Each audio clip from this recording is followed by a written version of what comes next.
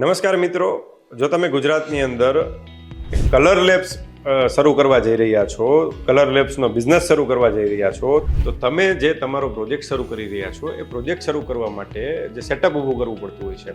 આપણા પ્રોજેક્ટની અંદર માની લો ઓફિસ બિલ્ડિંગ લેવું પડતું હોય, શેડ લેવું પડતું હોય, અથવા તો મશીનરી ઇક્વિપમેન્ટ લેવા પડતા હોય, ફર્નિચર ફિક્સચર કરવું પડતું હોય છે. તો આ બધા જ જે ખર્ચા આપણે કરીએ છીએ, કેપિટલ કોસ્ટ કરીએ છીએ, કેપિટલ એક્સપેન્ડિચર કરીએ છીએ. આ એક્સપેન્ડિચર કરવા માટે, આ ઇન્વેસ્ટમેન્ટ કરવા માટે જનરલી આપણે પ્રોજેક્ટ રિપોર્ટ બનાવીને નેશનલાઇઝ કે કોઓપરેટિવ બેંકમાંથી આપણે લોન લેતા હોઈએ છીએ, ટર્મ લોન લેતા હોઈએ છીએ.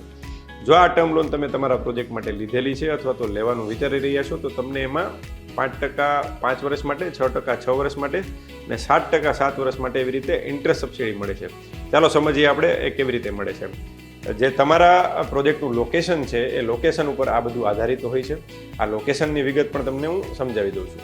ગુજરાત આત્મનિર્ભર સ્કીમ 2022 અંતર્ગત ગુજરાતના અલગ અલગ તાલુકાઓને અલગ અલગ કેટેગરીમાં ડિસ્ટ્રીબ્યુટ કરેલા છે. જેમ કે આપણે કેટેગરી 1, 2 અને 3 એવી રીતે કરેલા છે. માની લો કે તમે રાજકોટ તાલુકા અને રાજકોટ જિલ્લા, રાજકોટ સિટીની વાત કરો છો તો એ કેટેગરી 3માં આવે છે. ગોંડલ તાલુકો અને એની વાત કરો છો તો કેટેગરી 2માં આવે છે. પણ ચોટીલાની વાત કરો છો તો ચોટીલા તાલુકો જે છે એ કેટેગરી 1માં આવે છે. ઇન્ટરેસ્ટ સબસિડી જે છે એ ડિપેન્ડ કરે છે કે તમે કયા તાલુકાની અંદર, કઈ કેટેગરીના તાલુકાની અંદર તમે તમારું યુનિટ શરૂ કરી રહ્યા છો, એના ઉપર તમને સબસિડી મળશે. આ એક્ઝામ્પલમાં આપણે સમજ્યા ચોટીલા, ગોંડલ અને રાજકોટની વાત કરીએ તો જો તમે રાજકોટની અંદર સર્વિસ યુનિટ ચાલુ કરો છો, જે આપણે વાત થઈ એ મુજબ, તો તમને 5% ઇન્ટરેસ્ટ સબસિડી 5 વર્ષ માટે મળે છે. ગોંડલની અંદર કરો છો તો 6% ઇન્ટરેસ્ટ સબસિડી 6 વર્ષ માટે મળે છે. અને એ જ વસ્તુ ચોટીલાની અંદર તમે શરૂ કરો છો તો 7% ઇન્ટરેસ્ટ સબસિડી 7 વર્ષ માટે મળે છે. તો આવી રીતે તમે જે તમારું યુનિટ શરૂ કરી રહ્યા છો એમનું લોકેશન સિલેક્શન કરવું એ પણ મહત્વનો ભાગ હોય છે. અને આની અંદર તમને આ પ્રકારની સબસિડી મળતી હોય છે. ખાસ કરીને જ્યારે તમે આ યુનિટ બનાવવાનું વિચારો છો ત્યારે તમે કયા કોન્સ્ટિટ્યુશનમાં બનાવો છો, ઇન્ડિવિજ્યુઅલ કેપેસિટીમાં, પ્રોપ્રાઇટરશિપમાં કરો છો, પાર્ટનરશિપમાં કરો છો, LLPમાં કરો છો, પ્રાઇવેટ લિમિટેડ કંપની બનાવો છો, એમાં પણ ઘણો બધો ફેર પડતો હોય છે. જેમ કે તમે જો ઇન્ડિવિજ્યુઅલ છો અને વુમન એન્ટરપ્રિન્યોર છો તો તમને 1% એડિશનલ ઇન્ટરેસ્ટ સબસિડી મળતી હોય છે. તમારી એજ 35 વર્ષથી નીચેની છે તો પણ તમને 1% એડિશનલ સર્વિસ ઇન્ટરેસ્ટ સબસિડી મળતી હોય છે. જેમ કે તમને 5% મળવાપાત્ર છે રાજકોટની અંદર, તો એ 5% વાળા વુમનના કેસમાં 6% થઈ જાય અને એ વુમન 35 વર્ષની નીચે હોય તો 7% થઈ જાય. મેલ કેન્ડિડેટ હોય, મેલ એન્ટરપ્રિન્યોર હોય અને એ કરે છે 35 વર્ષથી નીચે છે તો એમને પણ 5% પ્લસ 1% મળે છે. LLP કે પ્રાઇવેટ લિમિટેડ કંપનીને DPIITનું રજિસ્ટ્રેશન એટલે કે સ્ટાર્ટઅપનું રજિસ્ટ્રેશન કરીને જો તમે શરૂ કરો છો તો એવા કેસમાં પણ 1% એડિશનલ તમને મળતો હોય છે. આ ઘણા બધા પ્રકારે તમે ઇન્ટરેસ્ટ સબસિડીનું પ્લાનિંગ કરી શકો છો અને વધુમાં વધુ ઇન્ટરેસ્ટ સબસિડીનો તમે 5%થી લઈને આમ કેલ્ક્યુલેટ કરો તો 9% સુધીનો લાભ લઈ શકો છો.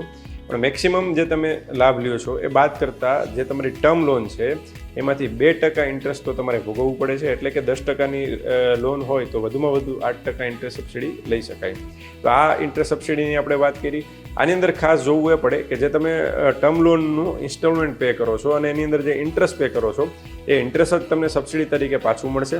પેનલ ઇન્ટરેસ્ટ કે અધર ચાર્જિસ પેમેન્ટ કરેલા હશે તો એ નહીં મળે. તમે જો ડિફોલ્ટ કર્યો છે કે ભાઈ કોઈ કારણોસર હપ્તા નથી ભરી શક્યા, ડિફોલ્ટ થયેલો છે, તો ડિફોલ્ટ પીરિયડનું ઇન્ટરેસ્ટ છે એ પણ સબસિડી રૂપે તમને પાછું મળશે નહીં. અને આવા સર્વિસ યુનિટને ખાસ કરીને 10થી વધારે લોકોને એમ્પ્લોયમેન્ટ આપવું ફરજિયાત છે આ યુનિટ કરો છો ત્યારે. અને GST નંબર લેવો ફરજિયાત છે. તમારું સોપેક લાઇસન્સ હોય તો સોપેક લાઇસન્સ લેવું જરૂરી છે.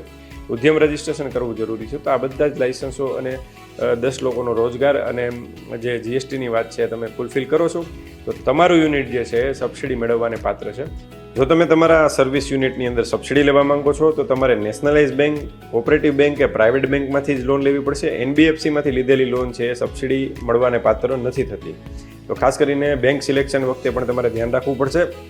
અને ખાસ જે એમ્પ્લોયમેન્ટ તમે 10 લોકોનું આપો છો એમાંથી 85% લોકો જે છે એ લોકલ ગુજરાતના હોવા જોઈએ અને બાકીના લોકો છે બહારના હશે તો ચાલશે. સાથે સાથે તમારે જે એપ્લિકેશન કરવા માટે તમારી પાસે જે ટાઈમલાઈન છે એ એવી હોય છે કે તમારું ફર્સ્ટ ડિસ્બર્સમેન્ટ થાય છે લોનનું, પહેલો હપ્તો લોનનો ઉપાડો છો ત્યારથી 1 વર્ષની અંદર, અથવા તો પહેલું બિલ સર્વિસ પ્રોવાઈડ કરવાનું ચાલુ કરો છો અને સર્વિસ રેન્ડરિંગનું કામ ચાલુ કરો છો એટલે ત્યારથી જે પહેલું બિલ બને છે, પહેલું બિલ અથવા તો ફર્સ્ટ ડિસ્બર્સમેન્ટ બેમાંથી જે મોડું હોય એના 1 વર્ષની અંદર તમારે અરજી કરવાની હોય છે. અને આ અરજી કર્યા પછીની જે કંઈ પ્રોસેસ છે ગવર્મેન્ટની અંદર એપ્લિકેશન સેન્કશન થવાની, ડિસ્બર્સમેન્ટ થવાની એ પ્રક્રિયા ચાલતી હોય છે. તો ખાસ કરીને આ બધા આ સર્વિસ પ્રોવાઈડરો જે છે એ આ ઇન્ટરસબસિડીનો લાભ લે ગુજરાતની અંદર, એવી હું સૌને વિનંતી કરું છું. હું રાજેશ સવનિયા, એડવર્ડ કોર્પોરેશન, રાજકોટ.